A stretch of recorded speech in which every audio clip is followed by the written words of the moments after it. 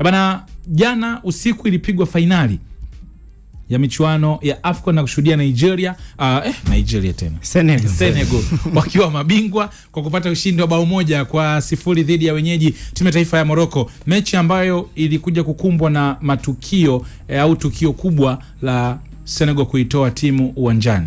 Kocha Pape Thiaw anasema ya kwamba ilikuwa ni hasira na msukumo wa muda ule, lakini ameomba radhi kwa kile ambacho kilitokea.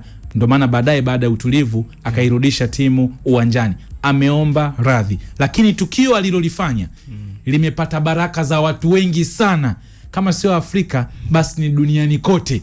Watu wamesema alichokifanya kilikuwa ni sahihi, tukio ambalo lilisababisha vurugu pia. Na ingetokea Senegal wakarudi uwanjani wakapoteza, Sadio Mane angegeuka kuwa adui wa Afrika. Kocha Pape Thiaw anaomba radhi kwa tukio lile. Kwenye issue ya kulifanya kuna muda unaelewa hisia, lakini kuna muda pia unaweza usielewe, kwa sababu ile level sio amateur, pale ni professional.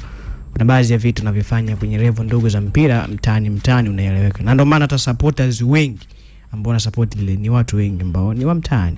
Kwa hiyo washazoea ule uhuni wa mpira wa mtaani na wanaamini pia pale inatakiwa iwe hivyo. Lakini ukishafika level kama ile haitakiwi kuwa hivyo, kwa sababu disappointment za waamuzi kwenye mpira ni nyingi sana. Leo hii alikuwa anacheza, jana alikuwa anacheza na Morocco. Miezi 5 ijayo watakuwa World Cup. Maybe wanacheza na Uingereza. Maamuzi pia wakosea. Itatakiwa tena atoke uwanjani? Haitaki kwa vile. Kwa hiyo ni issue ambayo kuna mtu anaweza kaelewa kwa sababu hisia. Sadigo, sorry kidogo. Kwenye build up ya hii game kuna matukio mengi. Namna ambavyo Senegal alienda kwenye mji wa hii game, lakini kulikuwa kuna taarifa ya Senegal wali complain CAF kuhusiana na fairness kabla hii mechi. Nakumbuka CAF walijibu kwamba wenyewe wanacho kuhakikisha fairness ipo, si ndio? Fairness ipo na vitu kama hivyo.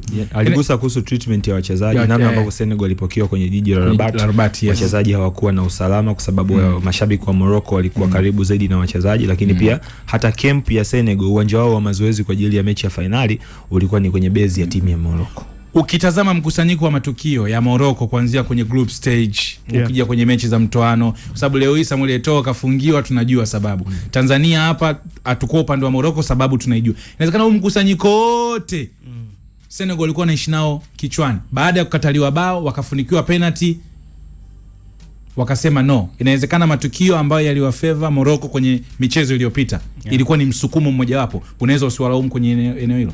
Maana akasema unaweza ukaelewa kwa maana ya kuwa na matumizi ya hisia. Lakini sasa ukija kwenye uhalisia wa level ya mpira ambao unaocheza, ni jambo ambalo ni la kihunde, itakiwa kuwa vile. Yaani Pape Thiaw yeye kuwa kocha mkuu wa Senegal, maana yake ameaminiwa kwamba yeye ni mtu mwenye weledi. Sio tu mtu wa kawaida ambaye tumemchukua, ambaye anaweka matumizi ya hisia mbele zaidi kuliko weledi wake. Kwa hiyo kwenye issue hiyo unaweza kumuelewa, lakini sasa unarudi kwenye mpira wenyewe. Ndio maana Sadio Mane nilikuwa namsikia interview yake anakuambia kuna watu pale wamekuja wengi kuja kuangalia mpira. Isingependeza ile mechi iishe kwa namna ile ambavyo ilitakiwa kuisha endapo maybe usingerejea uwanjani.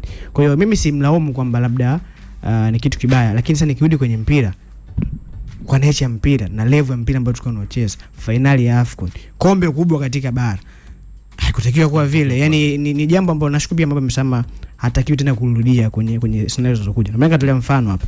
Miezi 5 ijayo watakuwa World Cup.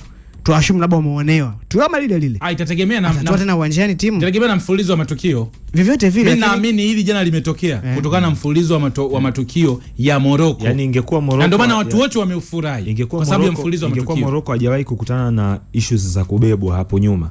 Jana hata baada ile penalty, sababu ile ilikuwa ni clear penalty. Sababu ile ni penalty. Yes, Diouf kamvuta Brahim Diaz. It was a clear foul.